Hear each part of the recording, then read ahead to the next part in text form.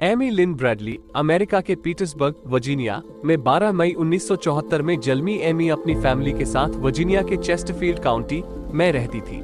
Amy ने schooling पूरी करके लॉन्गवुड यूनिवर्सिटी में अपनी स्टडी कंटिन्यू की, जहां से उसने फिजिकल एजुकेशन में डिग्री हासिल की। एमी एकेडमिक्स में तो अच्छा कर ही रही थी, बट वो स्विमिंग में भी अच्छी थी और अपनी स्ट्रॉन्ग स्विमिंग एबिलिटीज के लिए फेमस थी। उसने पहले लाइफगार्ड की भी नौकरी की थी।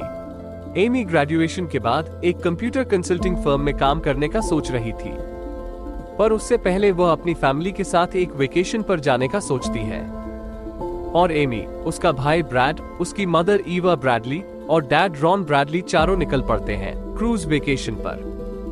21 मार्च 1998 को एमी और उसकी family royal Caribbean international cruise ship Rhapsody of the Seas पर वेकेशन के लिए सवार होते हैं, जो सैन हवान, पुएर्टो रिको से अरूबा के लिए निकलती है और 2 दिन तक वहां रुकने के बाद मार्च 23 को अरूबा से क्यूरासाओ के लिए निकलती है। क्यूरासाओ के रास्ते में एमी और उसका भाई ब्रैड रात को डांस करने के लिए शिप के नाइट क्लब में जाते हैं और ब्रैड एमी से पहले रात के 3:35 तक अपने केबिन में आ जाता है और एमी भी उसके पीछे पीछे 5 मिनट बाद केबिन में आ जाती है। सोने से पहले दोनों भाई बहन स्वीट की बालकनी में बातें करते हैं और कुछ देर बाद ब्रैड सोने के लिए चला जाता है, पर एमी वहीं पर ही सो जाती है।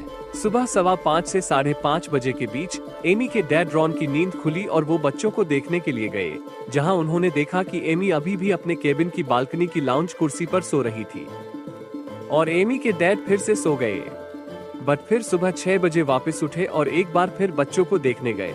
उन्होंने देखा कि ब्रैड अभी भी वही था, पर एमी अपनी जगह पर नहीं थी और उसकी सिगरेट और लाइटर भी गायब थी। एमी के डैड उसे इधर उधर देखते हैं, पर एमी नहीं मिलती, तो वह फैमिली के बाकी मेंबर्स को जगाते हैं और सब एमी को ढूंढने में लग जाते हैं, पर एमी नहीं मिलती। तो उसके डैड ऑन बोर्ड क्रू को रिपोर्ट करते हैं कि मेरी बेटी सुबह 6:30 बजे से गायब है। क्रू मेंबर्स एमी को 2000 पैसेंजर्स वाली इस बड़ी सी शिप में ढूंढते हैं। एमी के डैड क्रू मेंबर्स को बोलते हैं कि एमी के गुम होने की एक अनाउंसमेंट कर दो, बट पर्सर्स ऑफिस ये कहकर मना कर देते हैं कि अभी बहुत जल्दी है, आपकी बेटी इधर ही होगी। 7:30 बजे एक अनाउंसमेंट होती है, will Amy Bradley please come to the purser's desk. पर जब तक शिप में से कई पैसेंजर्स उतर चुके थे, between 12:15 PM and 1 PM, the crew staff search through the ship but could not find Amy और कोस्ट गार्ड को एमी के मिसिंग होने की रिपोर्ट करते हैं। Dutch Caribbean coast guard Amy को ढूंढने के लिए 4 दिन का ऑपरेशन चलाता है। 2 हेलीकॉप्टर, 1 बोट एमी को ढूंढने में लग जाते हैं, but Amy was not found और मार्च 27, 1998 को मिशन बंद कर देते हैं। शुरुआत में ऑफिसर्स ने कहा कि एमी या तो पानी में गिर गई होगी, पर ये सब लोगों को हजम नहीं होता क्योंकि एमी एक स्ट्रॉन्ग स्विमर थी और एमी लाइफगार्ड की जॉब भी कर चुकी थी। उसके बाद एमी कहीं नहीं मिलती। आज भी एमी मिसिंग केस एक अनसॉल्व्ड मिस्ट्री है। FBI ने प्रेजेंट टाइम में एमी के बारे में कोई प्रूफ या एविडेंस देने पर $2,50,000 रिवॉर्ड है। एमी को बार बार देखे जाने का दावा किया जाता है।